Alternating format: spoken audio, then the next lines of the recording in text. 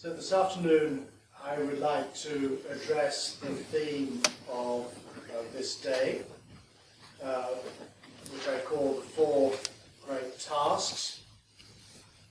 A term you won't come across in any Buddhist literature, ancient or recent. It's an attempt in a way to try to rethink what the Dharma means in a way that addresses and speaks to our conditions and needs, as the Quakers say.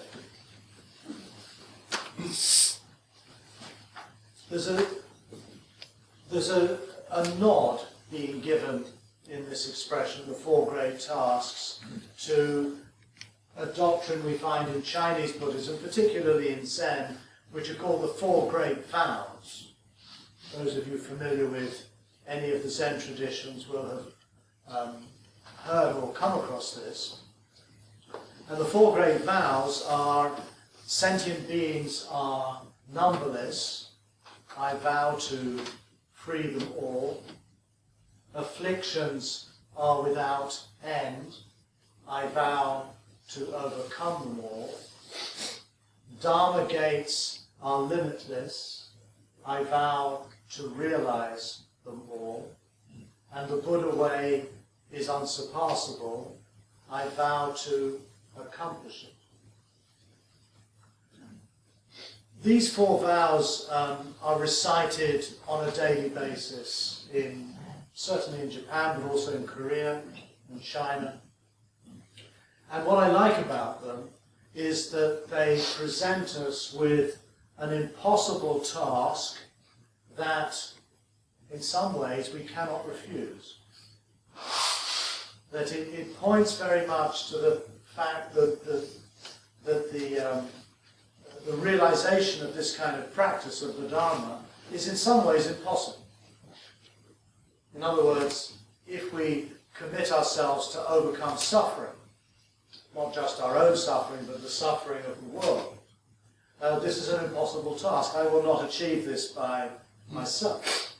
And yet, if I am open to, if I'm empathetically present with the suffering of the world, I have no choice but to respond to it. I cannot just back off. And I think these vows express something about, in a way, the essentially paradoxical nature of this practice. To commit oneself fully to doing something that at least I as an individual, and I would suggest even us as a community, cannot realistically expect to conclude. And so this sort of imperative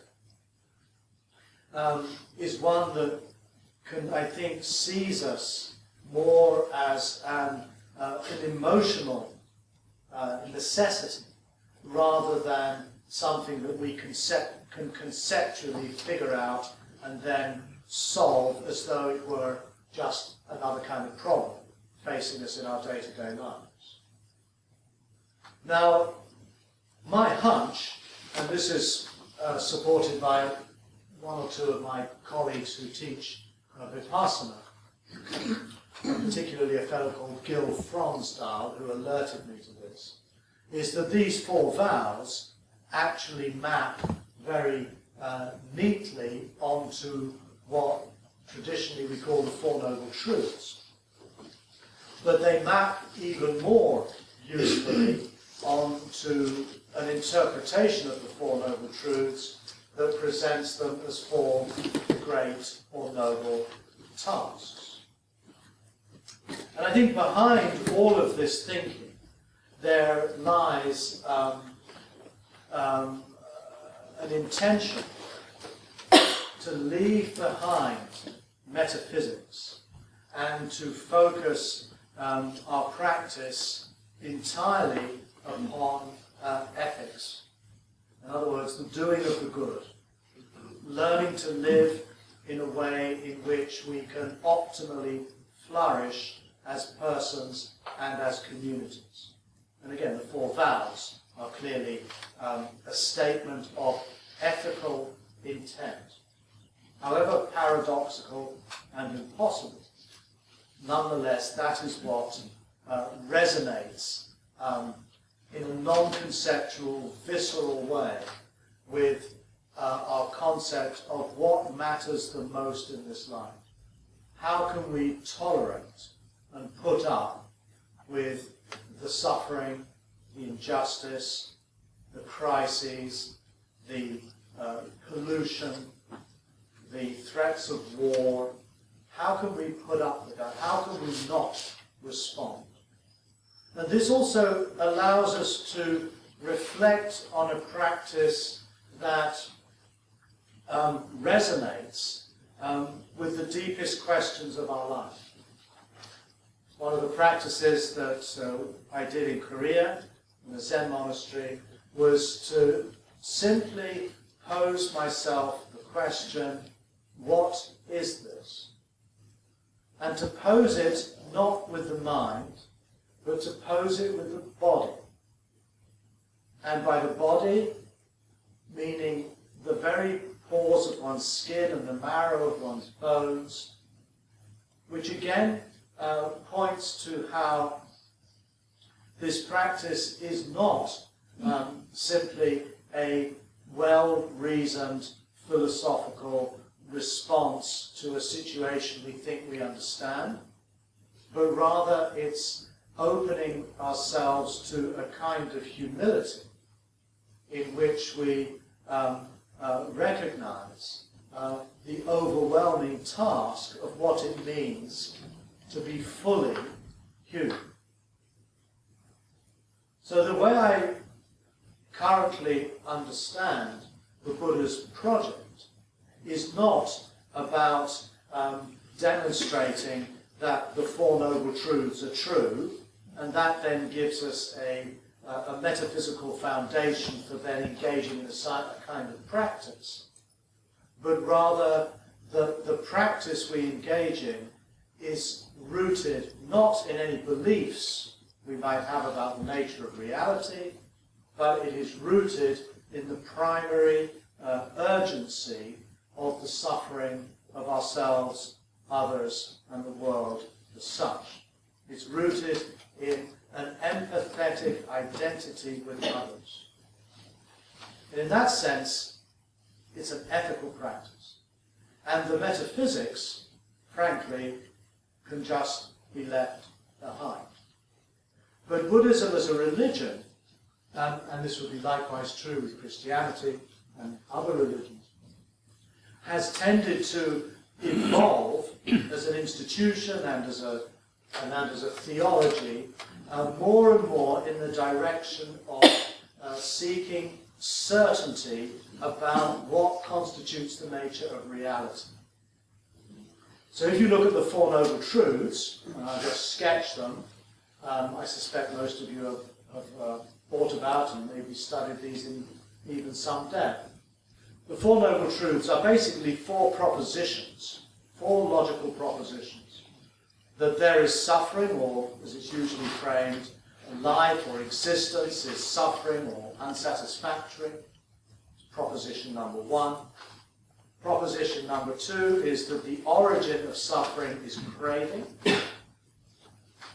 Proposition number three is the end of suffering is the ending, the ending of suffering is the ending of craving. In other words, if we recognize that life is suffering and its origin is craving, then to bring suffering to an end, we need to get rid of craving. And the fourth noble truth is that the Noble Eightfold Path leads to the ending of suffering. And by practicing this Noble Eightfold Path, we'll overcome craving, which is the origin of suffering, and thereby, having removed the cause, we will then remove what that cause produces, namely dukkha. It's entirely rational. It seems to make a lot of sense, at least at first glance. But basically, it's a metaphysical system. In other words, it's a claim in each of those sentences to what constitutes the nature of existence in the largest possible frame. Life is suffering, the origin of suffering is craving, etc. Now, we don't have time this afternoon to go into any fine detail about the various problematics that are embedded in those formulations. But what I would like to do is to point out a couple of things.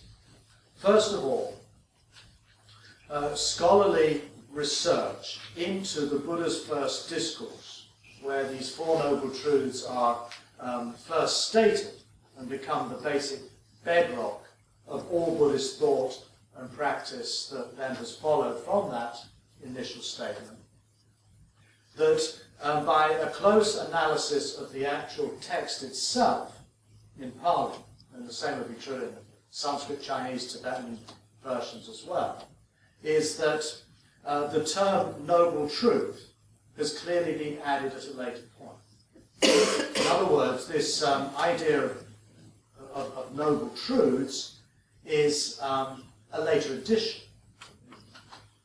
And the first discourse does not actually conclude with the presentation of the Four Noble Truths. They are presented at the outset of the text. The discourse itself concludes with a fourfold task. And what that task is as follows: that suffering is to be comprehended, that craving is to be let go of, that the stopping of craving is to be beheld, and that the eightfold path, this way of life, is to be cultivated or brought into being. Now, I'm sure all of you have come across the Four Noble Truths in the way that I've just described. I'm surprised if many of you are that familiar with the conclusion of the same discourse, which presents a set of tasks, each one referring to one of the so-called truths as a practice or an instruction rather than a metaphysical belief. And the implications of this, I think, are very profound. In other words, rather than arguing that everything is suffering, that life is suffering, we take a completely different starting point. Whenever we encounter dukkha or suffering, we try to comprehend it. Rather than believing that craving is the origin of suffering, whenever we experience moments of craving or grasping or reactivity in our lives, the instruction is let go. Rather than believing that the ending of suffering is the ending of craving, when we experience here and now moments when craving is not occurring, when greed and hatred and egoism are momentarily stilled, we need to behold, to consciously valorize those moments of our experience. And rather than thinking of the Eightfold Path as leading to the ending of suffering, whatever activity we are involved in, whether it's thinking or speaking or acting or working, this is a practice to be cultivated. And so we can see very simply, once we get used to this way of thinking, that we can replace the need to believe a certain version of reality that Buddhism upholds We can put all of that to one side. It's actually, from the point of view of practice, irrelevant. What matters is how we respond to suffering, how we let go of reactivity and craving, how we observe and become intimate in our own lives of moments when that reactivity is not operative, which is called nirvana, and how these practices are all contained or held within a framework of a path, a way of life that encompasses the totality of who we are as human beings. It's purely practical, purely pragmatic. There's no need for any dogma at all. Rather than thinking of Buddhism as providing the most accurate description of the nature of life, we can think of Buddhism as providing us with a set of prescriptions. Not descriptions, but prescriptions. So just as we can move from dogmatics to pragmatics, we can move from descriptions to prescriptions. Now, I would like to believe, and again, this is a controversial point, that Buddhism or the Dharma started out as a set of practices to come to terms with what it means to be born and what it means to die, and how to live a life optimally by realizing and by practicing these different tasks. But over time, some sort of slippage occurred, and we ended up with Four Noble Truths. We ended up, in fact, with a metaphysics of truth. Because not only are there Four Noble Truths, all Buddhist traditions likewise agree that there are two truths. There's a twofold truth. There is an absolute truth, or an ultimate truth, and there are conventional or relative truths. And the enlightened person is understood as the one who has gained direct knowledge in a contemplative, non-conceptual way of the nature of ultimate reality. The different Buddhist schools disagree as to exactly what that ultimate reality is, but it may simply be the dharmas, the primary constituents that make up our experience, as opposed to the specific experiences themselves. Or it might be that ultimate truth is thought of as emptiness, or in some of the later traditions as some kind of pristine awareness or mind. That is what constitutes ultimate truth. That is what is really real. Emptiness, pure consciousness, Buddha nature. And to become enlightened means to put aside your concern with what are merely conventional or relative truths and to focus your attention totally on gaining a veridical understanding of the nature of ultimate truth. Now, this is how I was taught as a Tibetan Buddhist monk, this is how I was taught as a Zen Buddhist monk, and this is, by and large, what is understood to constitute enlightenment in the early Theravada tradition too. To gain some kind of privileged knowledge of what is true and real. And that will free you from ignorance and likewise from grasping or craving. You will attain liberation. I find all of this highly dubious.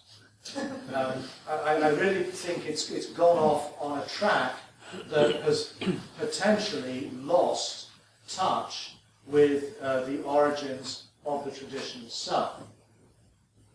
Now, again, I'm basing these arguments on my own study of the early canon and also in terms of my own struggle over the last 40-odd years to practice these teachings, to put them into practice.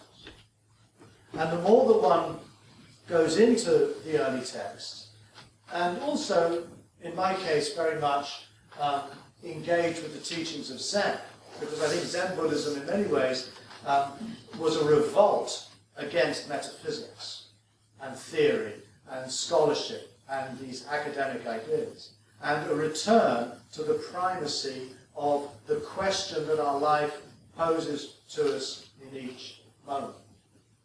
Zen claims to be a transmission from mind to mind. It goes all the way back to the Buddha. I can't take that literally. The historical evidence simply doesn't support it. But I do feel, quite sincerely, that Zen has somehow managed to recover a very, very crucial element of what Buddhist practice is about, and that, namely, is to think of the practice purely in pragmatic terms, in order to respond or come to terms with the primary questions that life poses to us. Now, scholars have shown that noble truth was probably a later addition to the development of Buddhist thought. When we come to these two truths, ultimate truth, relative truth, these expressions do not occur once in the discourses of the Buddha, in the Pali or in the Chinese equivalent. And that is very surprising. When I first discovered that, it was actually through the work of an English Theravada monk in Sri Lanka, who lived in the 1950s. This came as a bit of a shock, to put it mildly, because I've been told, and I took on in very good faith, that the Buddhist teaching is founded on the two truths. Nagarjuna says it, the Dalai Lama says it, they all say it.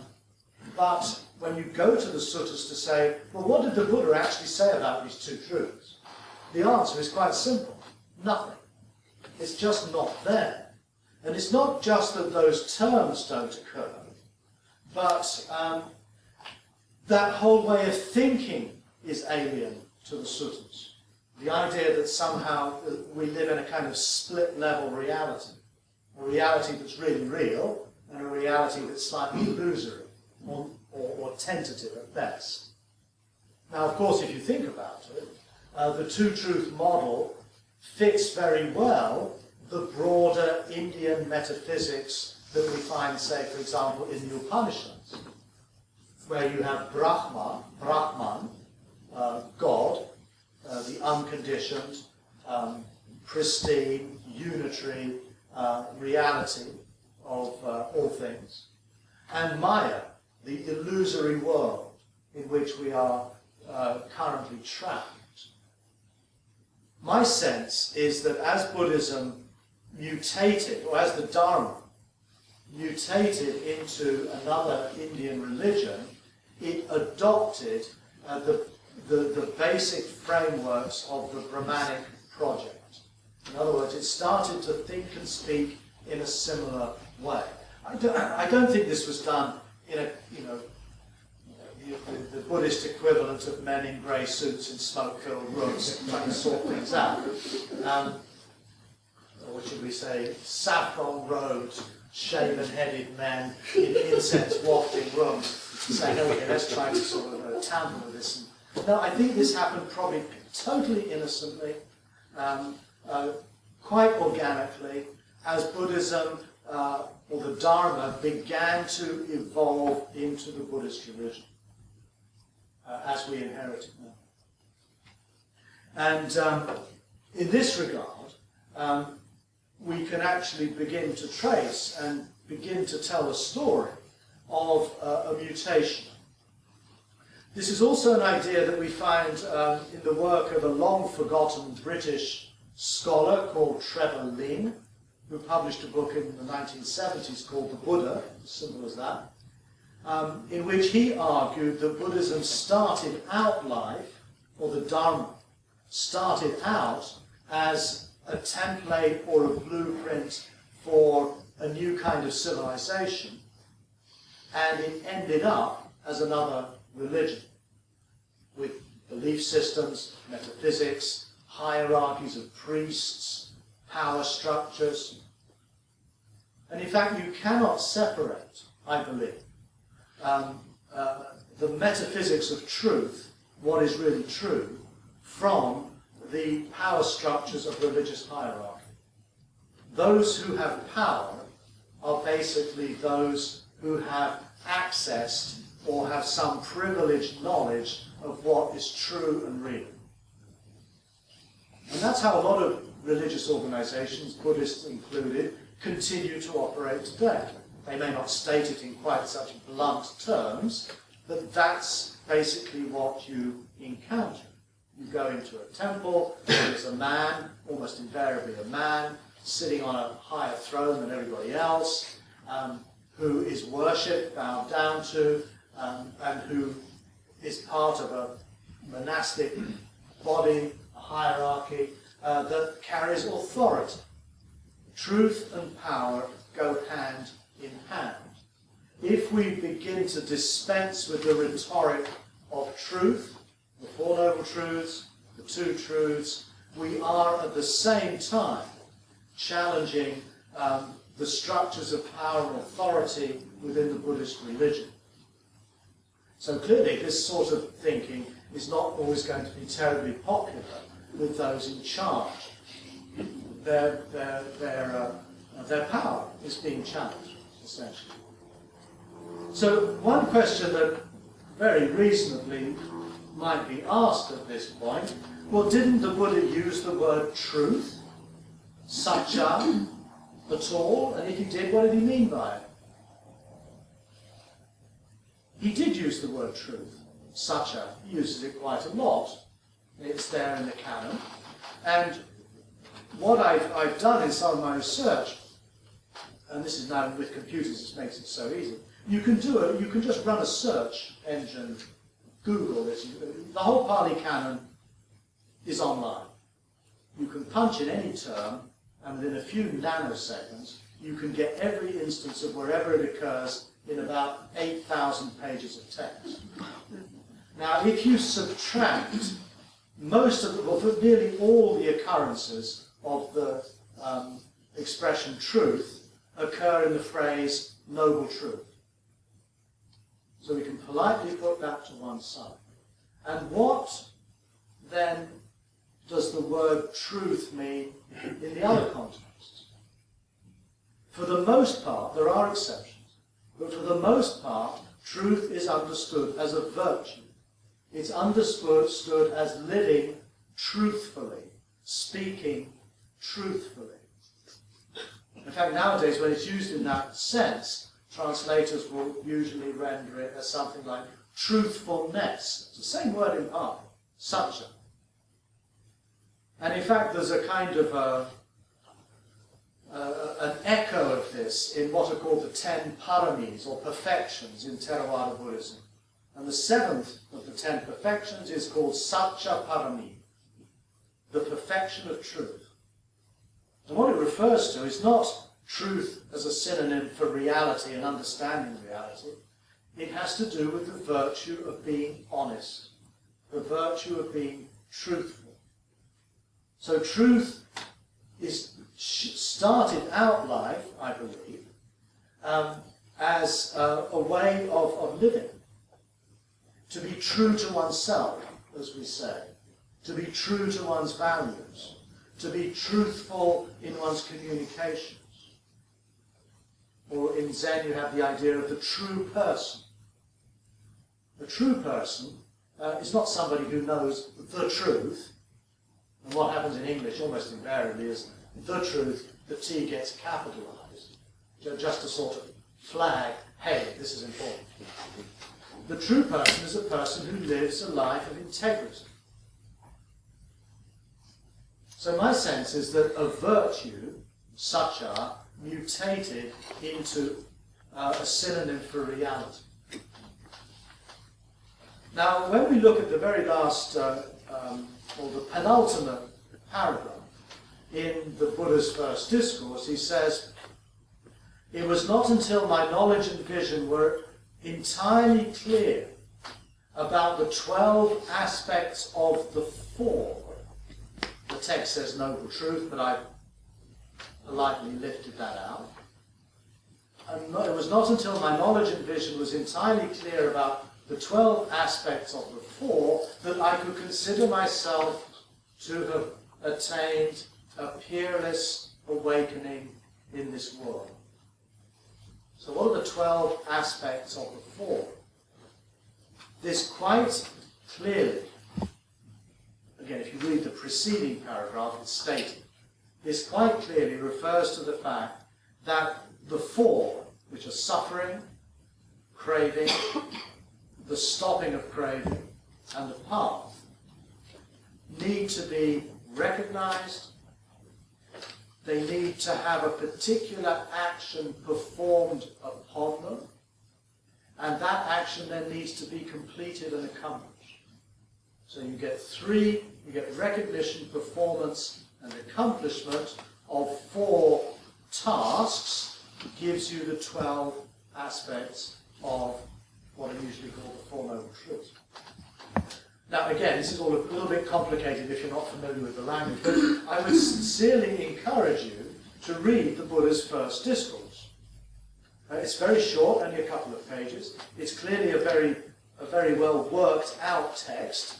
It doesn't ramble and repeat like so many Buddhist discourses do. And if you take the scholarly opinion that noble truth was an idea that came along at a later date, you can actually see very clearly the framework for a practice, which you could either call a fourfold task, because all of these practices intersect and overlap one with the other, or you could think of it as four tasks.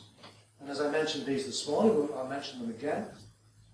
To comprehend dukkha, to let go of craving, to behold the stopping of craving, and to bring into being a way of life.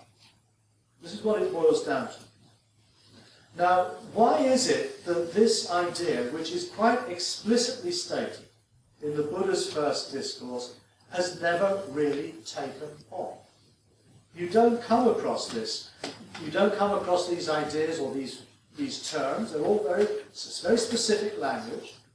You don't find these ideas are developed, either in the canon, in the other suttas, or in the commentaries, or in later Mahayana and other traditions.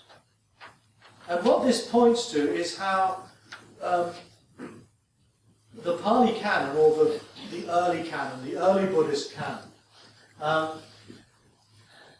is full of ideas, some of which took off and were developed and became the sort of foundations for Buddhist belief and orthodoxy and practice, and other ideas that somehow were ignored. Those of you who came to my talk last night in the Unitarian Chapel, I read a passage there about the nature, the doctrine of karma. I'm not going to repeat it now, but basically here is a small discourse, about half a page long, in which the Buddha basically, when asked about the nature of karma, contradicts what Buddhist orthodoxy came to believe about karma.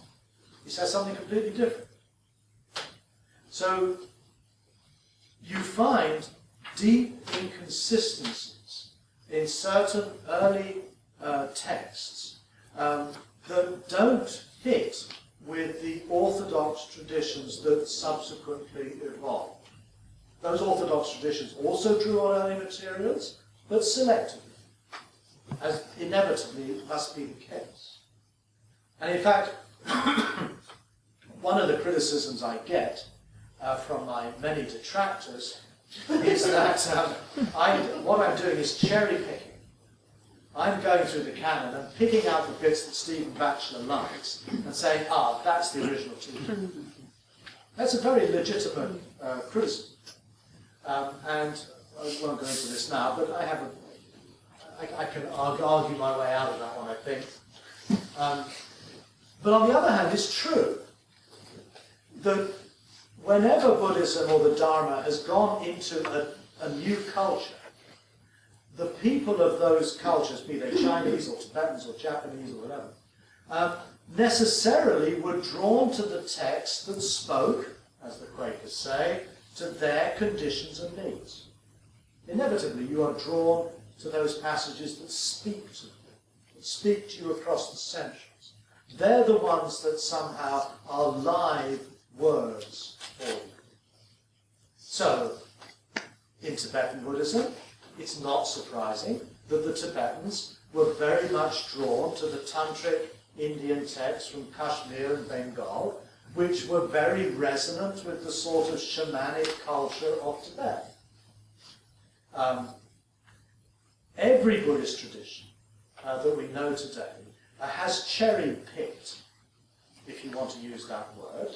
It has drawn upon those teachings that speak to the conditions of whatever time and place they were first introduced, and on that basis have then evolved into the traditions we know today. No single Buddhist tradition, despite its self-justifying rhetoric, gives equal value to the corpus of texts found within their respective canons. They actually are basing their teachings on very relatively small bits and pieces of the original materials. And this, I think, is how Buddhism has survived, how Buddhism has managed to reinvent itself each time it's gone into a new culture or society.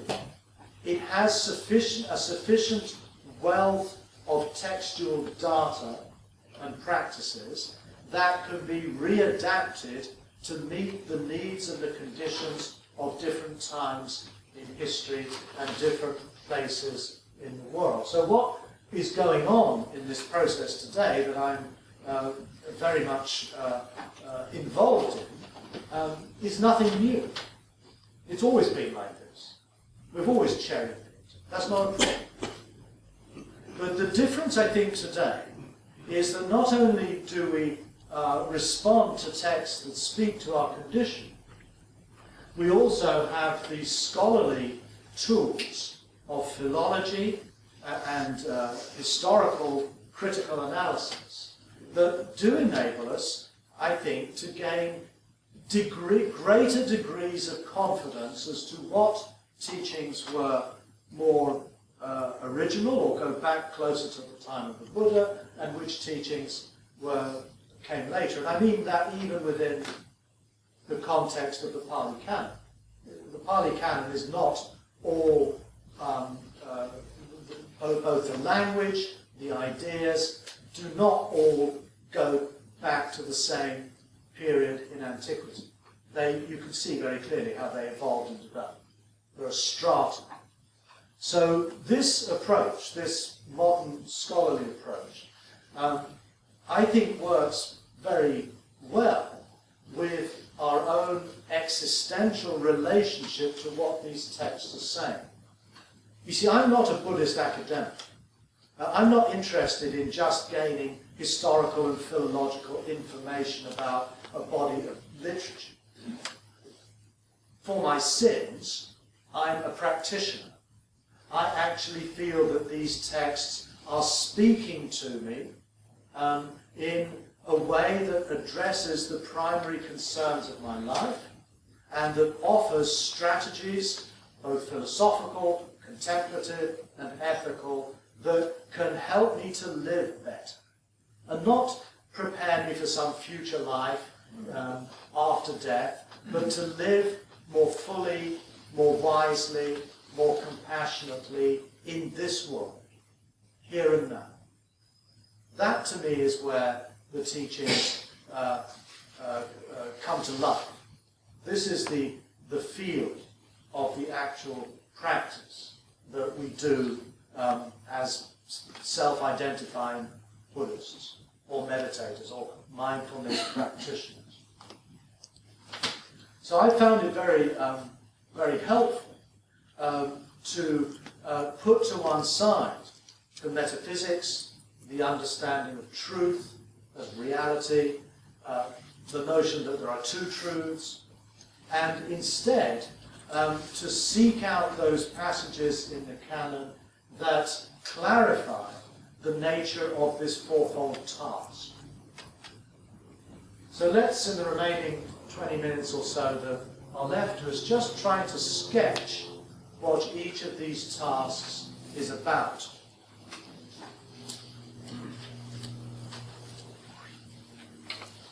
And in many ways, we're not going to part company with a lot of what traditional Buddhism would say about these practices either.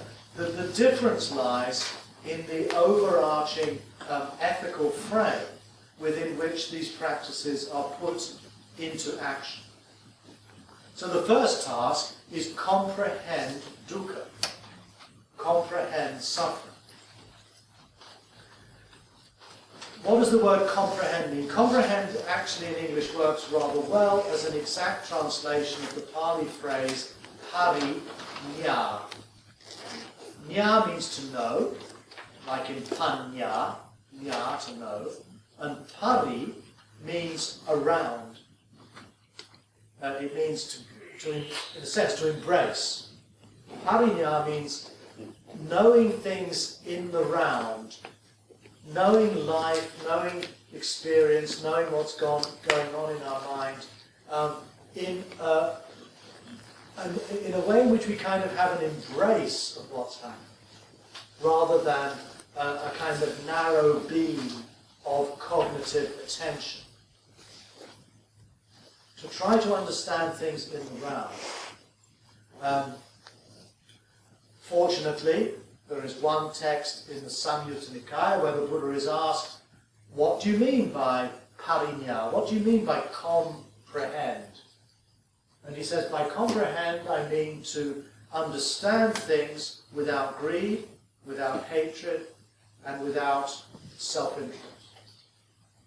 So this embrace of dukkha, this embrace of life, is to cultivate an understanding, an awareness that is not determined by what we want, what we don't like, and what is in or against our own self-interest.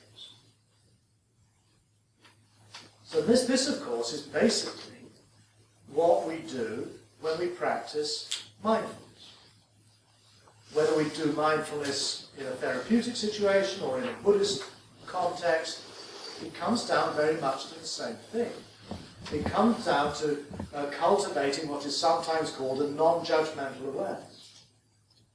It comes down, I think rather importantly, to an embodied attention. An attention to what is going on, and this is what we do in meditation, very obviously. A willingness to just be with what is going on, without trying without letting ourselves get caught up in our likes and our dislikes. I want this, I don't want that. I'll have that bit, but I don't want that bit. It's about a kind of open-hearted acceptance of the situation we find ourselves in at any moment. But this acceptance is not resignation. It's not saying, oh, well, that's just the way it is. But it's actually saying, if I'm to really get to grips with my life, I first of all need to suspend my own agenda and simply open my heart and my mind to what is happening in this moment. And to be able to do that, however painful it might be, however blissful it might be, however boring it might be, to be able to say, yes. Yes, this is it. It's a bit like Nietzsche's idea of amor fati, a love of one's fate, literally. I think Nietzsche here was, onto something very, very important. That what ultimately matters, excuse the word, use of the word ultimate, what ultimately matters is to be able to accept the fact that you have been born, to accept the life that you have been dealt in the genetic throw of dice, if you wish, and to be able to wholeheartedly embrace that. That's the starting point. It's not the end. That is the starting point. That's the ground, the foundation upon which these tasks subsequently unfold. So the practice of attention, the practice of concentration, the practice in which we cultivate loving kindness and equanimity and compassion, all of these are ways of embracing the condition we are in. Some are more cognitive, like in Vipassana, we pay attention to the changing quality of experience, the transient nature of things. We pay attention to the tragic dimension of life, dukkha. We pay attention also to how life is essentially impersonal. It's got nothing intrinsically to do with me. My thoughts, my feelings, the sensations in my body simply are processes, natural processes that come and go, but they're not Stephen's pain in the knee. That pain in the knee doesn't have Stephen written on it, and Stephen doesn't like it. It's an impersonal process. That's not negating the idea that I am a unique individual or that you are unique individuals, but it's acknowledging that the very stuff of life, of experience, is not me or mine in any real sense. Or if we practice Zen, what is this? That's also a way of embracing dukkha, embracing life. It is to be able to experience our lives as strange, as mysterious, as in some deep sense not known. We don't know what's going on. And we have the humility to acknowledge that. It's also affective in the sense of becoming more empathetic to the pain, the suffering, the distress of ourselves, but perhaps more significantly of others. It also, I feel, has an aesthetic dimension. In other words, when we let go of some of our beliefs, our attachments, our self-affirming views, the world reveals itself as infinitely strange, infinitely wondrous and miraculous and beautiful and sublime. All of that, I feel, is within this idea of comprehending dukkha. Dukkha usually translated as suffering, which is literally correct. But in some ways, dukkha simply means life itself. So when the Buddha is asked, okay, you explain to us what you mean by comprehend, what is it that is to be comprehended? He says, your body, your feelings, your perceptions, your inclinations, consciousness. In other words, the totality of your experience. And that's the summary of what he calls dukkha. It doesn't mean that everything is painful. That is absurd. But it recognizes that experience is transient, and to that extent experience is tragic. Even those wonderful experiences we know won't last. And instead of thinking of that as bad news, we accept that as simply the way the world works. This is the kind of world we're in. We don't have to be for it or against it. It's just how things have played themselves out in the evolution of life. So that's the first task, and arguably that's the task to which we always are returning, in which we are always engaged. The second task has to do with how we react to situations in life. In other words, when we encounter anything, be it something we see or hear or smell or taste and touch, or be it another person, be it some complex of thoughts or emotions within ourselves, we don't do so neutrally and with disinterest. We react. That, as classical Buddhist doctrine has it, there is an organ of sense that comes into contact with its corresponding object, like an eye comes into contact with a colour, and the two together trigger consciousness. Consciousness emerges out of the interactions of an organism with its environment.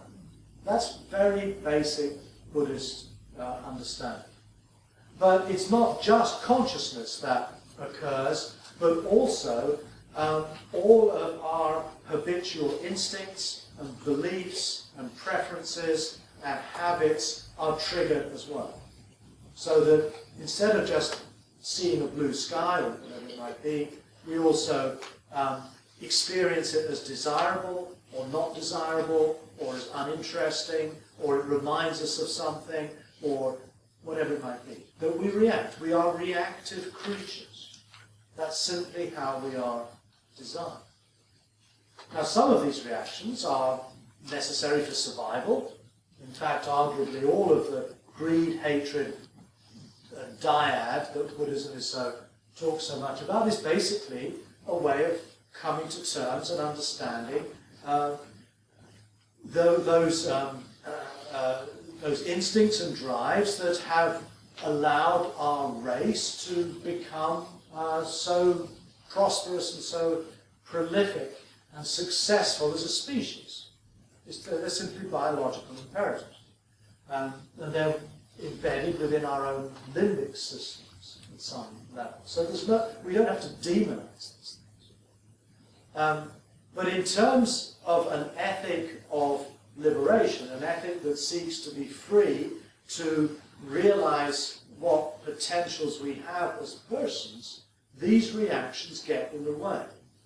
In fact, they keep us trapped in cyclical patterns of behavior, what is called pungabhava, usually translated as reincarnation, but what it really means, quite simply, is repetitive behavior. In other words, we are programmed in a way to sustain a kind of homeostasis, a kind of stability. That's all very well in terms of the organism's survival, but it doesn't aspire to or contribute to the cultivation of wisdom, of compassion, of intelligence, of living together in a more just and sane way. That's where the beginnings of culture and civilization start to develop.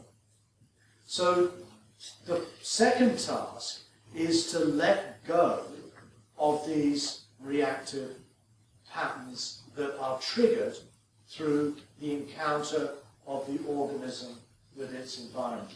Letting go doesn't mean suppressing. Letting go simply means not buying into the desire, the fear, the worry, the jealousy, or whatever it is that is triggered by the encounter with the environment. To let go also means to comprehend. It means to see these things for what they are, and not to be seduced or repelled by them. So it also, and this is why I like to think of it as a fourfold task, because you can't neatly split these four practices into separate, independent zones. As you let go of reactivity, as you don't buy into reactivity, you're also practicing comprehending reactivity, embracing it, saying yes to it. That is crucial to having the ability to simply leave it alone. And this, I think, is very much part of what we do in mindfulness practice, or vipassana practice. And we see it every time we meditate. That we're sitting there watching our breath, and the next thing we know, something has taken us away. Something we didn't choose to do. I didn't choose, when I sat down here at 10 o'clock, to spend the next 15 minutes trying to remember the names of Harold Wilson's first governor. But that's the kind of stupid thing we do.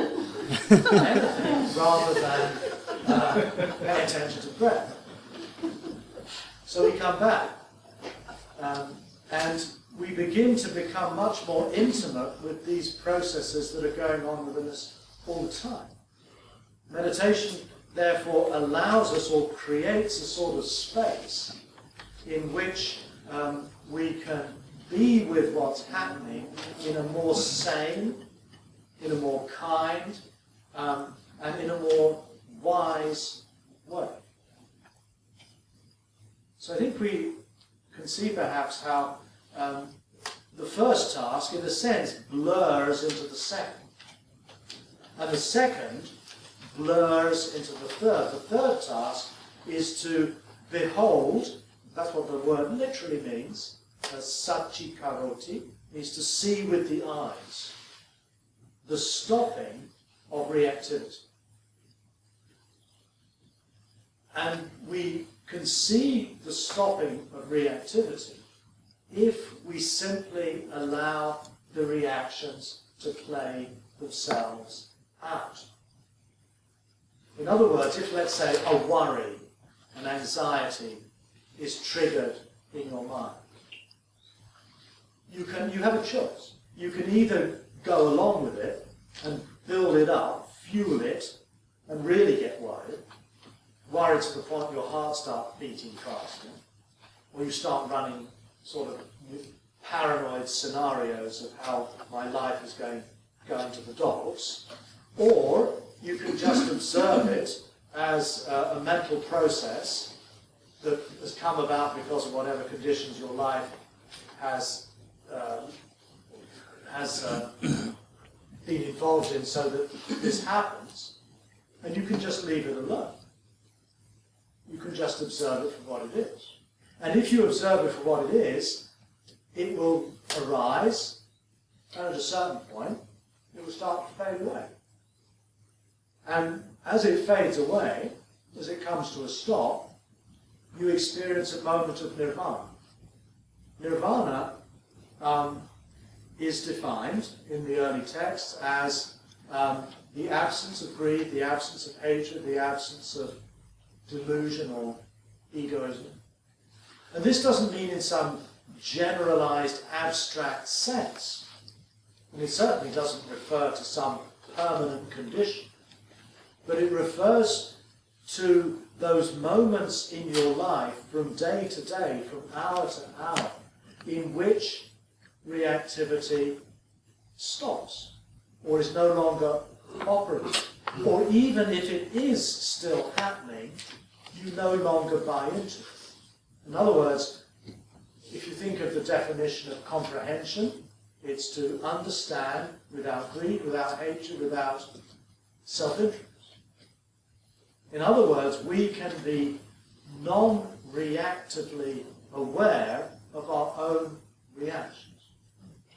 So when something bubbles up, we don't have to react to it.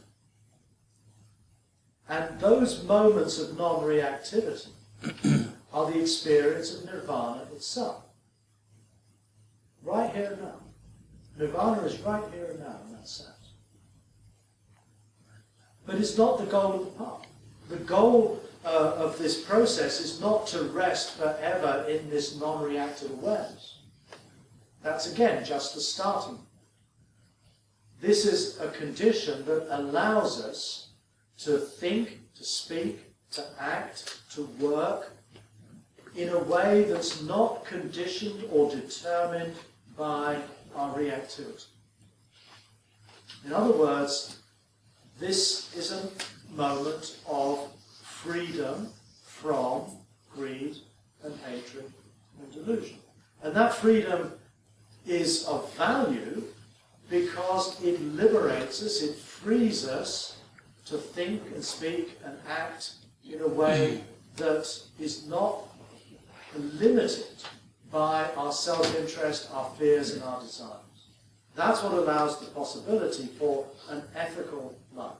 A life that we choose to lead because of our commitment to realizing particular deep human values that we find inspiring and which we seek to embody and realize in our lives. And that's the way of life we seek to cultivate. We seek to bring it into being. That's called bhava, cultivation, development. And so we can see that the cultivation of mindfulness, for example, is part of the fourth task. And yet it's necessary for the first task, the second, and the third. Likewise, concentration, samadhi, to be more focused, to be more concentrated or collected in our awareness of life. So all of these four tasks intersect and overlap one with the other. And the other point, which I have to conclude on, is that the path, the Eightfold Path here, is not being understood in a linear sense. In other words, it starts with A, and ultimately it will get us to Z. This path is perhaps more comparable to a positive feedback loop. In other words, as we are mindful of our situation, of the dukkha of our life, as we let go of our intrinsic reactivity, as we experience moments of stillness and calm that allow us to respond to the situation rather than react to the situation, that brings us into another pitch of awareness and another certain deepening of experience that provides a foundation for returning to the comprehension or the embracing of life where we started. A positive feedback loop, a good example of that is giving birth. The oxytocin triggers the contractions of the woman giving birth, and those contractions trigger the release of more oxytocin, which triggers the. I think it's a very beautiful metaphor. A midwife in an audience I was giving this talk to once pointed this out. So what we're involved in is not some spiritual ambition to become omniscient or enlightened at some future point, either in this life or more likely in some future life, but it's a practice that is totally rooted in how we come to terms with and respond to the situation at hand, whatever it is, wherever it is, right now. So I'm going to stop there, and I would like us now to have a period of walking meditation that will take us to 3:30.